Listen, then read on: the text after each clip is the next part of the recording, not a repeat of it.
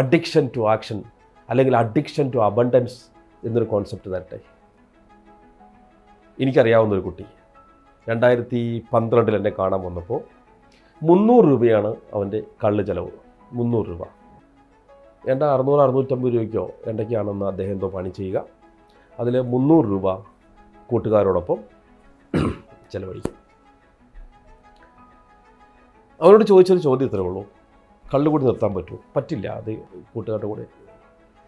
എങ്കിലും ഒരു കാര്യം ചെയ്യാവോ, കള്ള് കുടിച്ചോളൂ, പക്ഷേ ഇന്ത്യയിൽ വെച്ച് കള്ളു കുടിക്കില്ല തീരുമാനിക്കാവോ?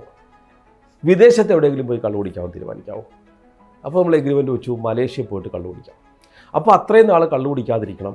ആ പൈസ എന്ത് ചെയ്യണം? 300 രൂപ വെച്ചിട്ട് ഒരാളുടെ അക്കൗണ്ടിലേക്ക് ഇട്ട് കൊടുക്കണം. അയാൾ എന്ത് ചെയ്യും? അതുകൊണ്ട് ഷെയർസ് വാങ്ങും.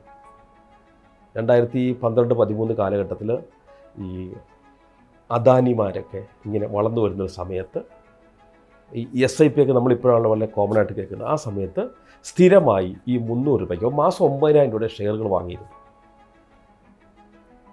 ആ ദുശ്ശീലത്തിൽ നിന്ന് അദ്ദേഹം മുക്തനായി. ഒന്നാമത്തെ അഡ്വാൻറ്റേജ്. ബട്ട് അദാനി വളർന്നപ്പോൾ